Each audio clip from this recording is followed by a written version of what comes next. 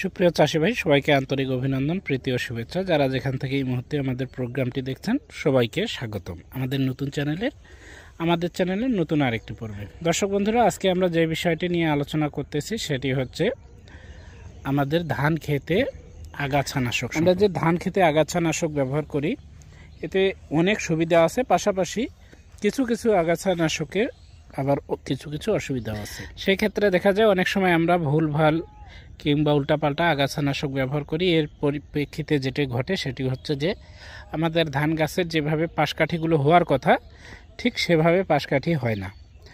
পাশাপাশি ধানের বয়স যখন 15 থেকে 20 দিন হয় আমরা আশা করি যে এই সময়টি ব্যাপকভাবে পাশকাঠি হবে, কিন্তু সেই সময়টা আমাদের রোয়াগুলো হলুদ হয়ে বসে যায়, মনে হচ্ছে যে এতগুলো সার দিলাম কোনো সারেই যেন লাগতেছে না। এটা দেখা যায় অনেক সময় চাষি ভাইরা যে এটা এই আমাদের আগাছানাশকের উল্টাপাল্টা ডোজ কিংবা উল্টাপাল্টা আগাছানাশক ব্যবহার করার কারণে বা এলোপ্যাথারি যেটাকে আমরা বলি, এই এলোপ্যাথারি প্রয়োগের কারণে। তো আজকে আমরা এর একটি সঠিক ব্যবহার এবং কতটুকু করে ব্যবহার করতে হবে, কোন কোন কোম্পানিগুলোর ভালো আগাছানাশকগুলো আছে এই বিষয় নিয়ে আলোচনা করব। তো সেই পরিপ্রেক্ষিতে আমি মোটামুটি 5 থেকে 6টি আগাছানাশকের কথা এখানে আলোচনা করব। আপনারা আমি যেইগুলো আলোচনা করতেছি ঠিক এই আগাছানাশকগুলোই যে দিতে হবে তেমনটা না, তবে যথাসম্ভব যদি পারেন এইগুলোর মধ্যেই দিতে চেষ্টা করবেন। আর তাছাড়াও যদি আপনার হাতের কাছে বা আপনার বাজারে আপনার সহজলভ্য যেইগুলো সেগুলোর মধ্যে দিলেই হবে, কিন্তু জানি গ্রুপ এবং টেকনিক্যাল গ্রুপটা কিংবা কার্যকরী উপাদান যদি মিলে যায় এরই মধ্যে আপনার যেটা ভালো কোম্পানি সেগুলোর মধ্যে থেকে আপনি একটা নির্বাচন করে দিতে পারবেন। তো চলুন কথা না বাড়িয়ে শুরু করা যাক, আমরা কোন ধরনের আগাছানাশকগুলো ব্যবহার করতে পারি আমাদের ধানের জমিতে। চাষি ভাইরা, বর্তমান বাজারে যে সকল আগাছানাশক রয়েছে আমাদের পুরো মৌসুমের জন্য, এই আগাছানাশকগুলো সাধারণত 3 ধরনের হয়ে থাকে। এই ধরনগুলো হচ্ছে বিভিন্ন ক্যাটাগরিতে বিভিন্ন কেমিক্যালের ধরন অনুযায়ী এবং বিভিন্ন বয়সের ক্ষেত্রে বিভিন্নটি। তো সেজন্য আমরা কোন বয়সে কোন আগাছানাশকটি ব্যবহার করব এই বিষয়টি নিয়ে প্রথমে একটু ধারণা নেওয়া যাক। চাষি ভাইরা, প্রথমে যেই ক্যাটাগরিটি আছে সেটি হচ্ছে পাইরাজোসালফুরান ইথাইল 10%। এই গ্রুপের যতগুলো আছে এগুলো হচ্ছে সাধারণত 3 থেকে 7 দিন পর্যন্ত এর একটি ভালো ফলাফল পাওয়া যায়। আর এসিটাকোলোর এবং বেনসালফিউরান যেইটি আছে এইটি হচ্ছে থেকে 1 মাস পর্যন্ত আমরা ভালো রেজাল্ট পাবো, যেটা হচ্ছে এসিটাকোলোর কিংবা বেনসালফিউরান। তাহলে গেল এই দুইটা। আর একটি হচ্ছে যে আমরা এটা 7 দিন থেকে 60 দিন বয়স পর্যন্ত ভালো একটি রেজাল্ট পাওয়া যাবে। টায়াফেমন এবং পেনক্সিলাম, এই দুইটি টায়াফেমন এবং পেনক্সিলাম এই দুইটি গ্রুপ আমরা একেবারে 15 দিন থেকে ধরে 60 দিন অবধি পর্যন্ত ব্যবহার করতে পারবো আমাদের ধানের জমিগুলোতে। তাহলে এখন আসি যে আমরা যারা প্রথমে রোয়া লাগাইছি, এখন আমাদের রোয়ার বয়স হচ্ছে 1 থেকে 14 দিনের এই পাশে, সেই ক্ষেত্রে আমাদের কোনটা ব্যবহার করা ভালো হবে।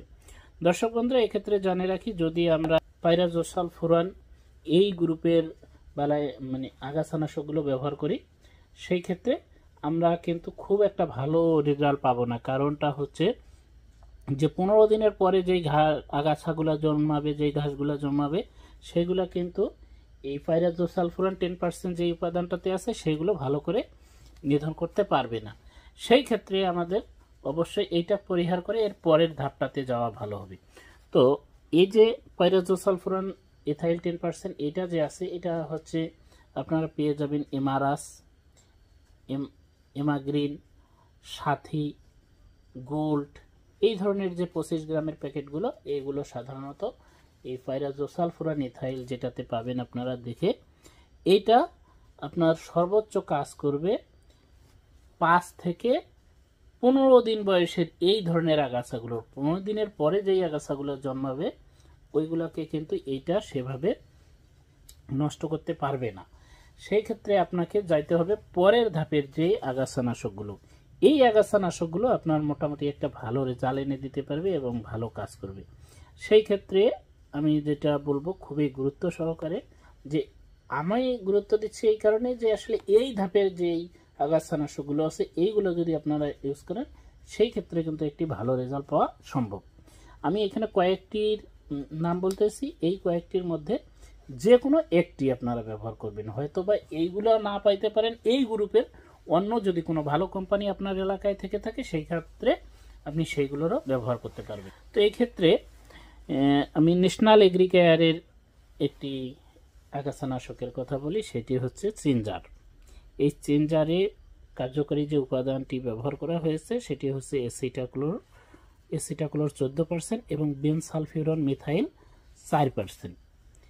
এটা মোটামুটি আপনার 5 থেকে 30 দিন বয়স পর্যন্ত আপনি এটি ব্যবহার করতে পারবেন। এটি যদি ব্যবহার করা যায় সেই ক্ষেত্রে আপনার যে কোনো আগাছা জমিতে যদি থাকে এটা কোনোভাবেই আর জন্মাবে না, জন্মালেও সেটির খাদ্য বন্ধ করে এই আগাছাটাকে নষ্ট করে ফেলবে।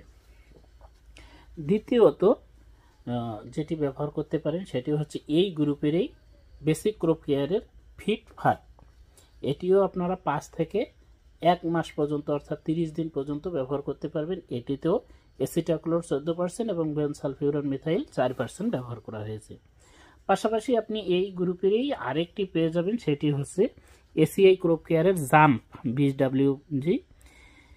এটাতে আবার যেটি ব্যবহার করা আছে সেটা হচ্ছে মেটাসালফিউরন এবং মিথাইল 10%। এটি 10 গ্রামের প্যাকেট। এটিও আবার এই 5 দিন থেকে 1 মাস অবধি পর্যন্ত যতগুলো ঘাস আছে আগাছা আছে সেইগুলোকে নিধন করতে সক্ষম আর কি। তাছাড়াও এখন আমরা এইটা মোটামুটি একটা জানলাম যে আসলে এই বয়সের আগাছানাশকগুলো আমরা ব্যবহার করব।